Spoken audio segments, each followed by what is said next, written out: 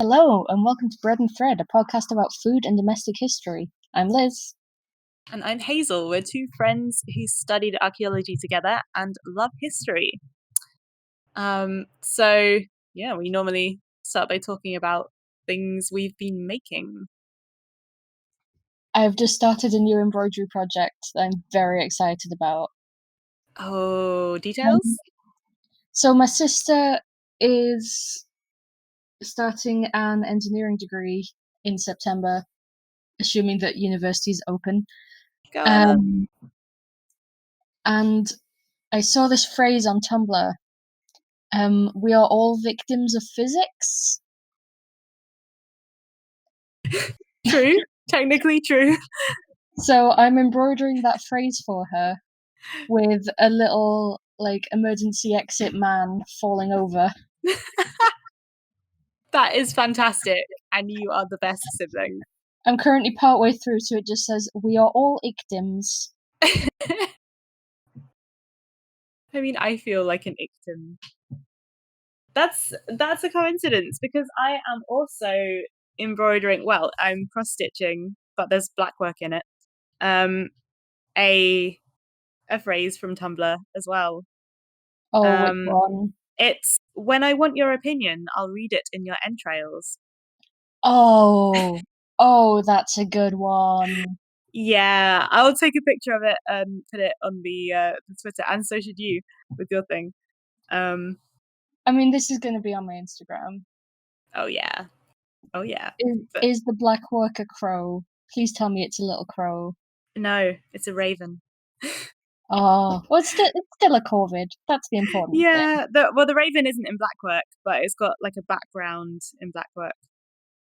Although I'm doing it in like bright magenta instead. Oh, I need to see this. Yeah, I will send you pictures. It's magnificent. It's a present for one of my friends who once told me, I wish I had a badge that said, when I want your opinion, I'll ask for it. So I'm doing my best. It's too big to be a badge, but I might finish it into like a little cushion or something. I like that a lot. Yeah. We should just also give that to my sister. Just give her some really good decor for when she moves into halls. Oh, she'll be like the best decorated fresher.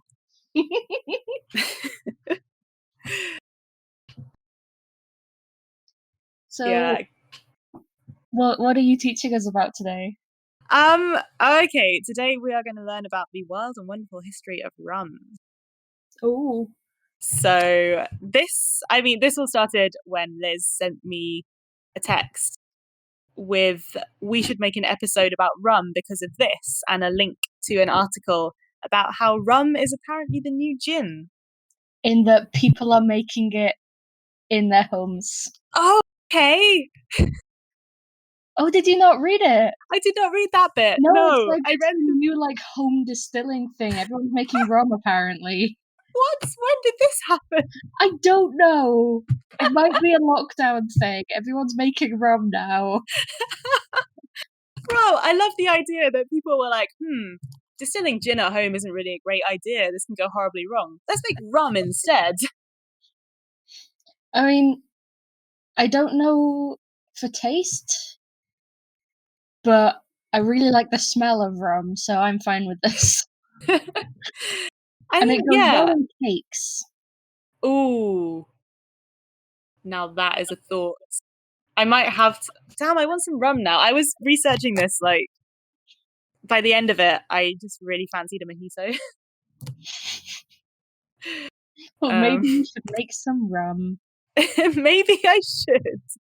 Oh, fun little cottagecore activity, making my own rum. Hashtag DIY. I'm not going to do that, and you shouldn't either unless you know about distilling, everybody. This has been a PSA from Bread and Thread. Don't distill your own spirits at home, please. Just chug old molasses, it's the same thing. I do like a bit of rum though. Okay, so Turns out rum has a bit of a dark history, but Dark rum. yeah, I mean that, and also like bad things have happened because of rum.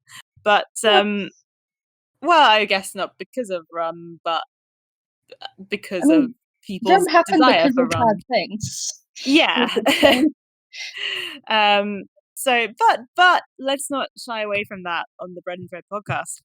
So, yeah, rum is a spirit distilled from fermented sugarcane, well, from molasses, which is a byproduct of sugar refining.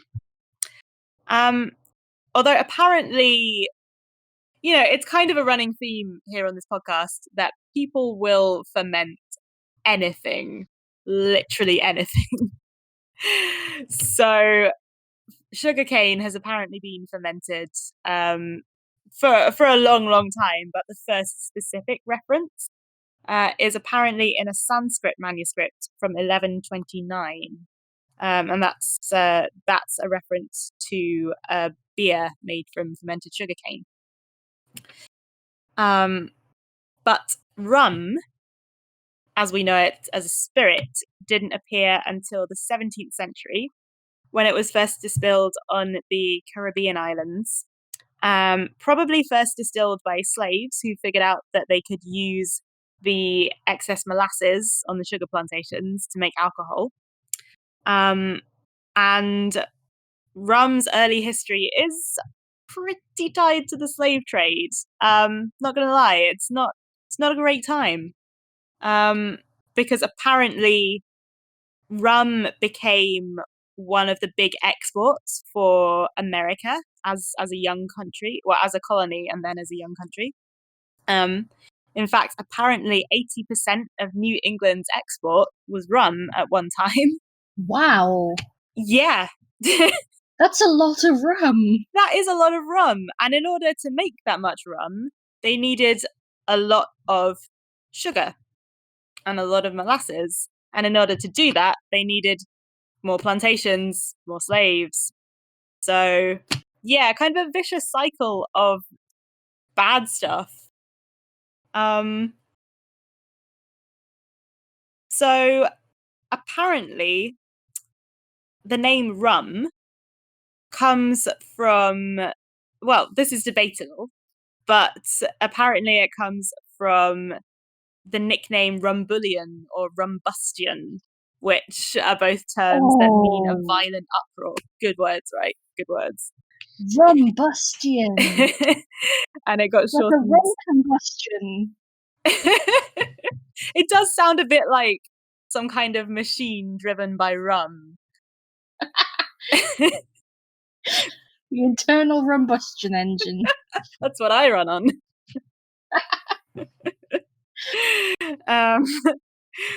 Yeah, so this apparently got shortened eventually to rum. Although I do slightly want to carry on calling it rumbustion. Apparently it was called this because original rum was a little bit foul. Like not a fun thing to drink, but it was cheap to make. But when rum started becoming more popular, a bit more attention was paid to making it nice and It's smooth. interesting, isn't it? It's kind of like what we were talking about with oysters back in our first episode. Mm-hmm. It's kind of, it's this kind of waste product that the poor people have. And then someone discovers that it tastes nice and they just go, we should make this and make it expensive so those poors can't have it. Kind of, yeah. And I think that's what's starting to happen at the moment as well with stuff like gin and rum. Now it's expensive because it's fancy. Yeah, because gin is what middle class grandmothers drink. Yeah. Yeah, so rum apparently didn't really become popular above the quote unquote lower classes until like the 19th century. Although it was very popular in colonial America and was apparently one of the things that fueled the American Revolution, as along with tea, it was one of the things that was taxed by the British government. That makes sense because there was a lot of sort of piracy associations with rum, weren't there? Yeah, and apparently that is where that comes from, in that like privateers and pirates would target ships carrying rum. Well, yeah, I mean, Um, Captain Morgan was a privateer, as in the okay, rum brand. yeah. So tell me about Captain Morgan, because I have not heard this. Okay, so I don't know a lot about him, but basically he was a Welshman, possibly from Llanrumney, but definitely from Monmouthshire. I did not know he was Welsh. He was Welsh. I mean, he was South Welsh, but still. Um, who probably ended up in the Caribbean as sorry, I forgot how to use words. Either sent there as kind of working off a debt or just sort of trying to find work somewhere. But there is one theory that he was basically abducted from Bristol Hmm. um, as, to work as a servant. And yeah, he became a privateer I'm not and surprised. during the wars between England and Spain, and was heavily involved in Barbados and Jamaica, especially. Okay. Um, and there's a sort of a legend which, like most of the stories on this podcast, may not be true, that he knew how to get the good stuff. Ooh. So now we have Captain Morgan's rum, and apparently he was the inspiration for a load of early pirate stories. Because we're Okay. talking like he was active in the sort of mid to late 1600s. Hmm. So he just ended up as kind of the prototypical pirate, Wow. and also has this association with rum. That- And Nick has actually had grog made with Captain Morgan's. Okay. How was it? Lovely. I don't know if the microphone picked that Oh, up. yes, it did. Okay. Because grog is basically just watered down rum with lime juice in it. Okay. Yeah, I did read about that. Apparently the whole rum and lime thing comes from well, of course rum was served daily on Royal Navy ships, and the lime is to prevent scurvy. So rum and lime taken together was like invigorating and healthful. In fact, my granddad was in the Navy, only briefly in World War II, but he still continued the rum tradition. He had a friend who would come to visit us, and he was in his 80s at the time. And he had a friend who lived close to us, and so they would hang out and drink a tot of rum at noon every day. Apparently, another reason that the British Navy took to using rum was because brandy was made in France, and we didn't like the French at the time. In fact, we didn't like them so much that we had several wars with them. So that that stopped us having to buy Are you brandy saying from that having France. rum on ships is just freedom fries? Kind of, I guess.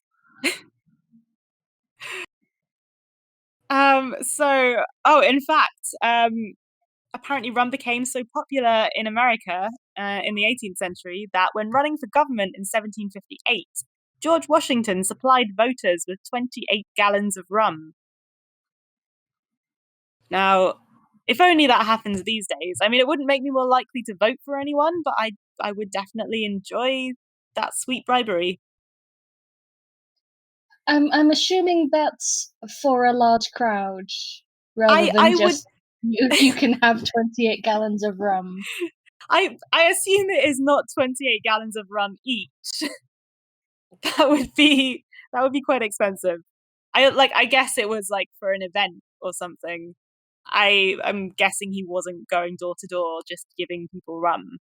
160 gallons for 391 voters. That's Oh still boy. quite a bit of rum per person. That is quite a lot of rum. Swilling the planters with bumbo. Bumbo! Sorry, just say that again so we've got a clean for when you're editing. Swilling the planters with bumbo. I want that on a t-shirt. Bumbo.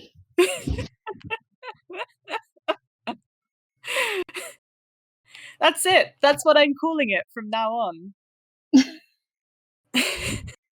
don't know, I still like rumbustion. I don't know. I kind of like the idea of going into a bar and winking at the bartender and going, I'd like a glass of your finest bumbo, please. Bumbo and ginger beer. Bacardi and bumbo. Oh no, wait, Bacardi is a rum. That doesn't work. Let's just order 2 rum. I would like a white rum and a dark rum in a glass. Sounds fair. Another legend about rum is that, and this is quite a famous one, when Admiral Nelson was killed in the Battle of Trafalgar, that his body was preserved on the journey home in a barrel of rum. And that is where the nickname... Pickle. Sorry? Turn himself into a pickle. You did get in a bit of a pickle, didn't you? So apparently that's where the nickname for rum, Nelson's Blood, comes from, which you might know from the song Nelson's Blood. I believe also the phrase tapping the admiral, meaning to have a drink. Really? It also sounds like a bit of a euphemism, but this is a clean podcast, so we'll move on. It is, and so I will not go further into that. But apparently it wasn't a barrel of rum, it was brandy, but just because of the nautical associations with rum. But you know, a drop of Nelson's Blood never did us any harm. I'm gonna have that as an earworm now. Yeah, I reckon so. For anyone who doesn't know, that's a folk song. A drop of Nelson's blood wouldn't do us any harm.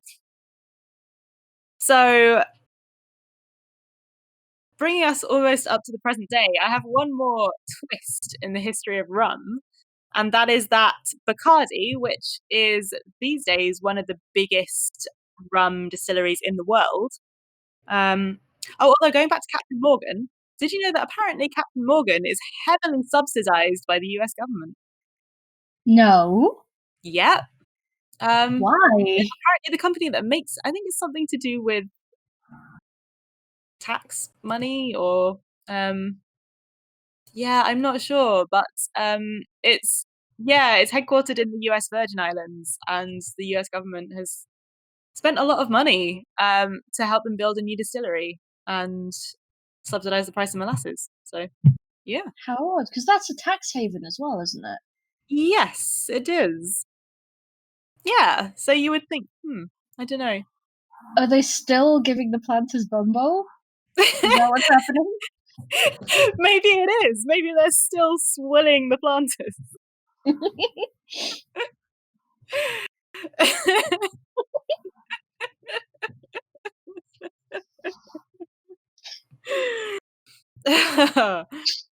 Okay. So Bacardi were exiled in 1960 by Fidel Castro. Apparently because they opposed him. They didn't in the beginning, but then they started to, and so all Bacardi's assets in Cuba were seized by Castro in 1960, and that is why they are now headquartered in Puerto Rico. Anti-communist rum.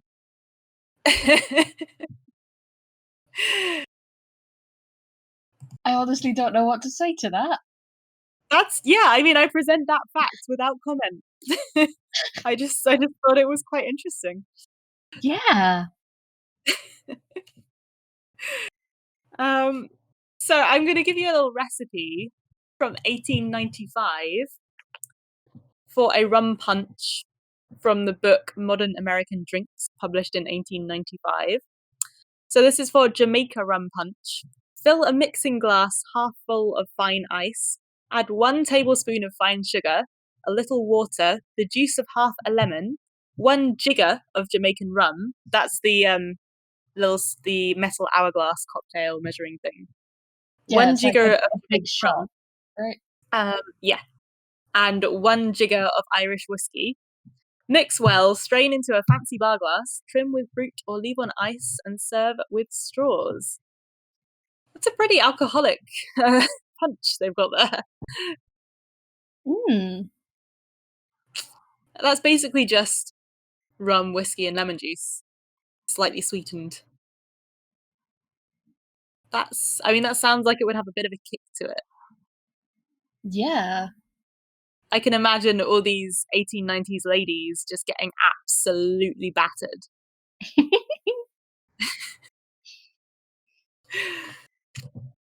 So, yeah, brief history of rum. And that one is, it's a bit of a wild history, as it turns out. Yeah. I mean, there were some things I was expecting, and then some things I really wasn't. Yeah, you and me both. Yeah, thank you for that fun contribution, by the way, Nick. My Oh yeah, is that presenting the word bumbo in a variety of weird voices at the moment. Bumbo. Bumbo! Bumbo. My brain and no. also Have your internal monologue. So what's the local larder today? Buy jam. Buy jam. We've got plenty of jam. Buy more jam. Go away and let me talk about Worcester sauce.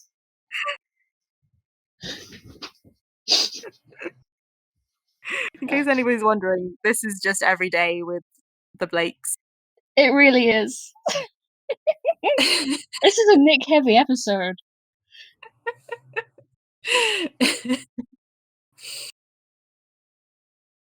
So, Worcestershire sauce. Yes. I'm excited because I love it so much. I mean, even just the name I think is quite interesting because it says Worcestershire sauce, but most people, I think, just call it Worcester sauce because Worcestershire is a mouthful. I guess, yeah. So Worcester sauce is not vegetarian. There is a vegetarian. Really? There is a vegetarian version, but a key ingredient in Worcester sauce is actually fish. Okay. Specifically anchovies. Ah. Which I find quite interesting because that means that it fits into this tradition of fermented fish sauces going right back to sort of garum. Yeah, I was thinking that like most parts of the world have some kind of fish sauce. And like Western Europe doesn't, but I guess it does, and it's Worcestershire sauce. Yeah. Like it definitely fell out of favour as a concept in Europe. But Worcester sauce is mostly sugar, vinegar, and anchovies. Okay. Wow. So basically, the recipe supposedly came from a governor of Bengal during the East India Company years. And he commissioned Liam Perrins, who were apothecaries, to try and recreate it because he loved this sauce when he was living in India. And apparently they ended up making this absolutely foul substance. The story goes that years later they just kind of gave it another taste. Which I'm not sure how true that is. I feel like it's more likely that the sauce was fermented, so they had to leave it a while. But I like this story more, that they just went, oh, let's give it another go. And then it tasted nice.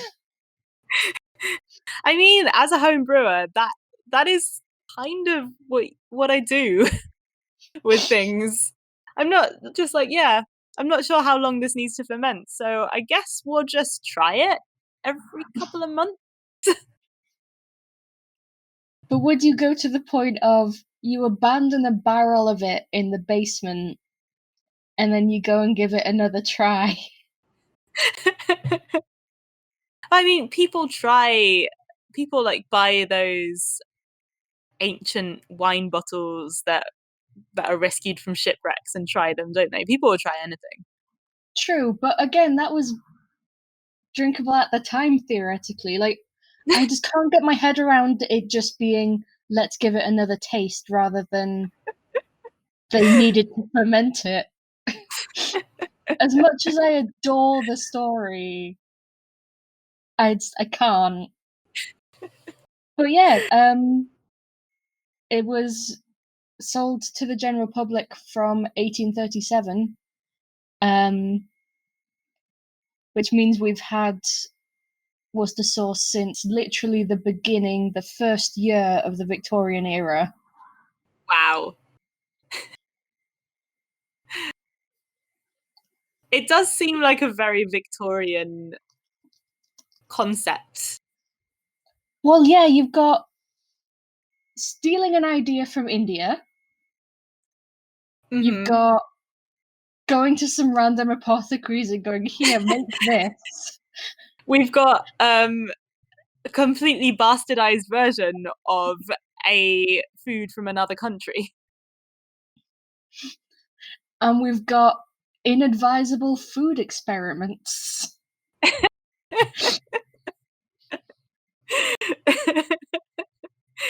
and somehow they all culminated in this delicious thing, which is still made in Worcester. Oh, that makes me happy. Yeah. So obviously it's sold around the world now. It's distributed by Heinz now, just due to a series of companies buying other companies. Yeah. Makes sense. I did buy some Worcestershire sauce in Tesco in the Czech Republic once. And that was cool. Was that a nice taste of home? Yeah, because I didn't know this, but they have Tesco in the Czech Republic. So yeah, but it was off-brand. It wasn't the Imperins, it was Tesco's. But apparently in most of the places it's sold that aren't English-speaking countries, it's known as English sauce. Oh, I did actually know that, yeah, because I used to live with a Spanish girl, Paula, and I was like teaching her how to cook because she could not cook. She'd been living with her family. That was like her first time she'd lived alone. Mm-hmm. And so I was like, yeah, you need to try this sauce. Like it's like the best thing about English cooking ever. It's amazing. And I brought out this bottle of Liam Perrins and she was like, oh yeah, we have that. We call it English sauce. Which I guess makes sense because like what other country would make this ridiculous food item? But apparently in Shanghai it's known as spicy soy sauce and is used in like a local preparation of pork chops. No way, that's amazing. And I know I said at the beginning that Worcester sauce isn't vegetarian, but there is a vegetarian version. Okay. What is it made with? I don't know. Presumably not anchovies. I couldn't find exactly what gives the flavor, because like obviously the like recipe lists is like you legally have to say what's in food if you're selling it in the UK. But I don't know. Either I'm not familiar enough with some to know what makes it really fishy, or it's just not as fishy. Okay. But I can confirm it still is nice as an ingredient. Okay. Good. So yeah. Now I want a mojito and a cheese on toast with Worcestershire sauce. That would be a combination. Yeah, that's a good point. It would not be great. So But it's just, that's this week's shortened umami local larder. Go try some Worcestershire sauce though, seriously. It's amazing. It makes I mean, everything don't try better. it straight. Oh yeah, no, don't drink the stuff. You put it in food, you cook with it. It just stews, pasta sauces, like Anything with melted cheese. toast. Yeah. I have put it in a fajita, which is probably terrible of me, but it was really good. Yeah, that sounds great. Yeah, just anything that you're cooking up. Soups, whack it in there. Your mouth will have a good time. So that's about it for this Wild Riderman episode. You can email us with any ideas for future episodes on breadandthreadpodcast@gmail.com. Or you can tweet us at Bread and Thread. And you can support us on Patreon. Where you can find recipes and instructional videos and chat times. That's it, isn't it? We don't have any more like social media. No, that's it. Just patreon.com/breadandthread. Help us to buy Worcester sauce and rum. Okay. And yeah, go forth and discover Worcestershire sauce. And have a nice little tot of bumbo.